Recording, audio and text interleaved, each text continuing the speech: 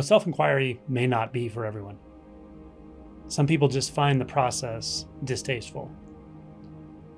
With that said, I would argue that some form of self-inquiry or another is actually at the heart of what triggers awakenings in people.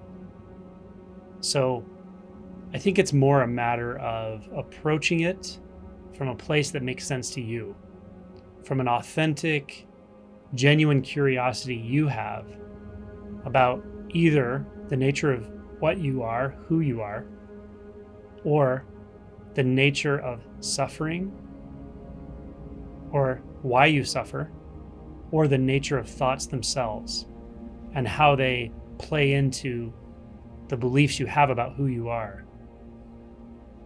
So for me, the entry point or the approach was that I could see that the thoughts I had that seemed to be reflecting me, reflecting things about me, seemed to provide facts about who I thought I was, but at the same time felt like something I was struggling with, like I was defending some version of myself that only existed in thoughts.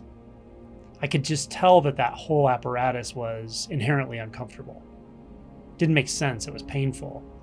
And when I was taking myself to be a thought, a collection of thoughts, because I had never really looked close enough to see what the truth was, it felt like the more I worked at it, the more I tried to solve that internal problem in my own mind, in my own head, using thoughts, the worse it got. It was like painting myself into a corner, or it was like strings coming from all directions that are just tied into one big knot in the middle.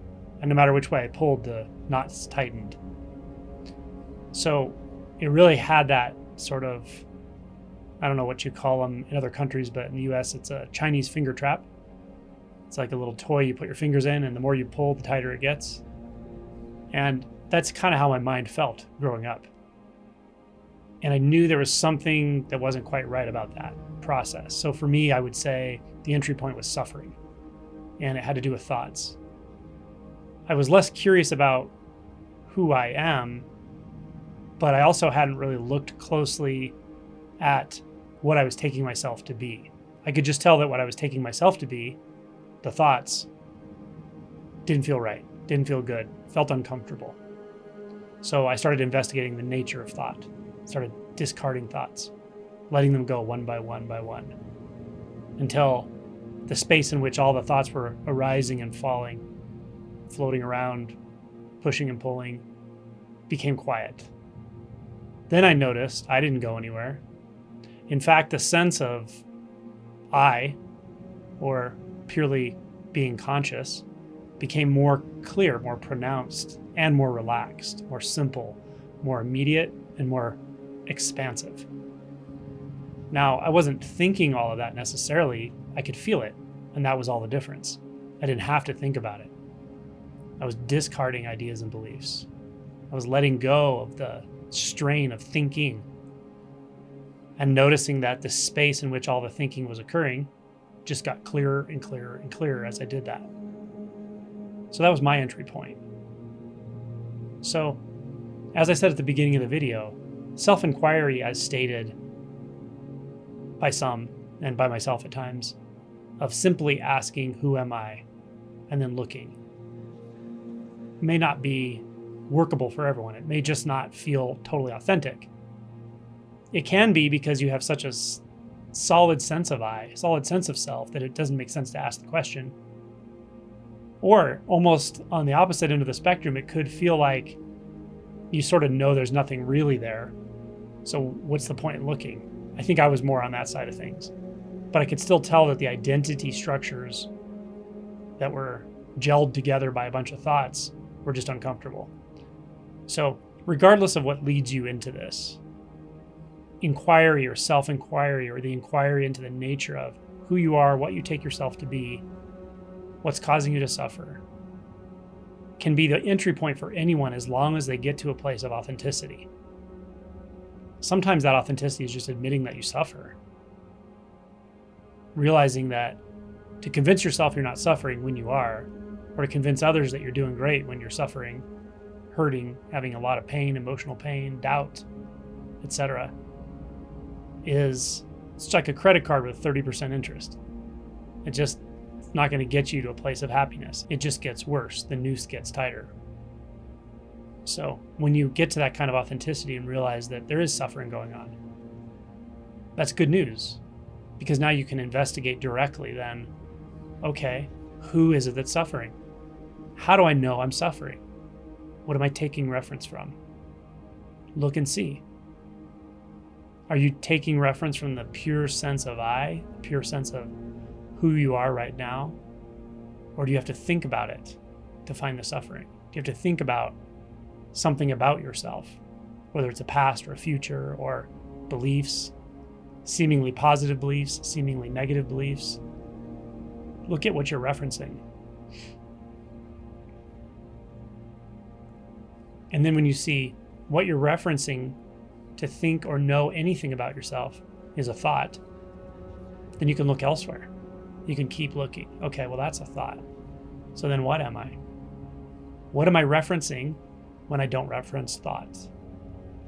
What am I referencing when I don't reference problems? Right now. You can do this right now. What are you referencing when you don't reference a memory about yourself right now? Where does your attention go? Often it goes into a doubt, right? This doesn't make sense. This is nonsense. Or even an emotion like frustration or anger. This is bullshit, right? These kinds of things can come up in the mind. And yet, if you kind of keep at it, you'll realize, well, wait a minute.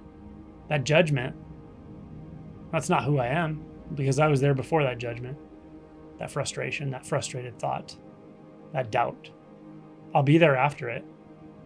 Whatever thought that comes next may not be doubt, and yet whatever's aware of all of it is still here. So what is that? What is its nature? Feel into it.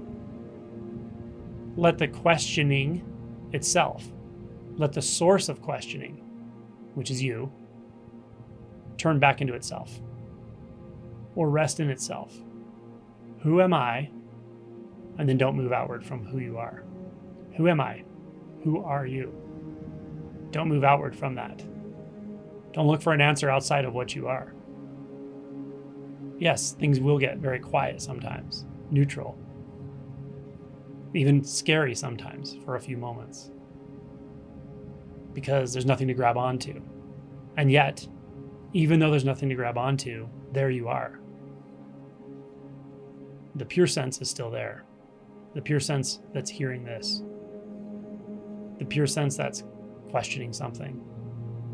The pure sense that feels like it's pushing or pulling on a thought, an experience, a belief about yourself, a memory, even a mental image.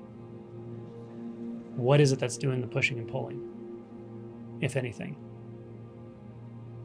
And if you can't find it, if you come to the conclusion, well, I don't know, realize that itself is a judgment.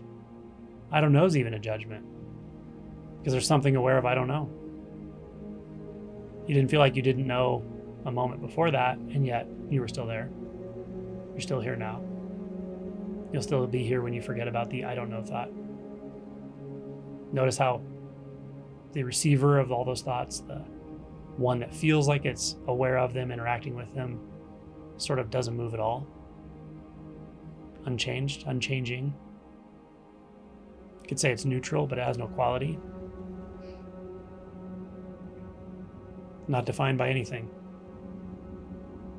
Stay right there. That's the point of self-inquiry. Stay there. Everything else is a doubt. You're already there. You're already there. You've just eliminated the thoughts that say you're going to get somewhere called there. So stay here.